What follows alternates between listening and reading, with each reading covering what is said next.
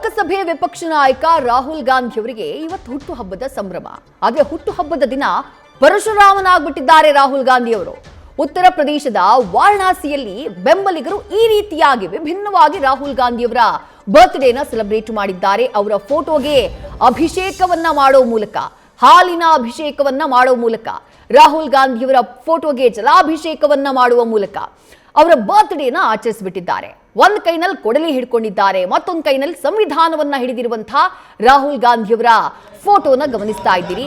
ರಾಹುಲ್ ಗಾಂಧಿಯವರ ಫೋಟೋಗೆ ಈ ರೀತಿ ಬೆಂಬಲಿಗರು ಅಭಿಷೇಕವನ್ನ ಮಾಡಿರುವುದು, ಕ್ಷೀರಾಭಿಷೇಕ, ಜಲಾಭಿಷೇಕವನ್ನ ಮಾಡಿರುವುದು ಸದ್ಯ ಟೀಕೆ ಗ್ರಾಸ ಆಗಿದೆ, ಚರ್ಚೆ ಗ್ರಾಸ ಆಗಿದೆ.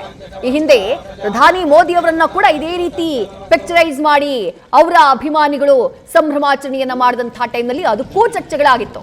ದೇವರನ್ನ ಹೆಂಗ್ ಹೋಲಿಸ್ತೀರಿ ನೀವು, ದೇವರಿಗೆ ಹೇಗೆ ಹೋಲಿಸ್ತೀರಿ ನೀವು ನಾಯಕರನ್ನ ಅಂತ ಹೇಳಿ ಶಿವನಿಗೆ ಹೋಲಿಕೆ ಮಾಡಿ ಫೋಟೋನ ಹಾಕಲಾಗಿತ್ತು. ರೀಸೆಂಟ್ ಆಗಿ ಕರ್ನಾಟಕದಲ್ಲಿ ಡಿ.ಕೆ. ಶಿವಕುಮಾರ್ ಅವರು ಸಿಎಂ ಆದಾಗ ಅವರಿಗೆ ಶಿವನ ರೂಪವನ್ನ ಕೊಟ್ಟಂತಹ ಒಂದು ಫೋಟೋ ವೈರಲ್ ಆಗಿದ್ದನ್ನ ಬಹುಶಃ ನೀವು ಗಮನಿಸಿರ್ತೀರಿ.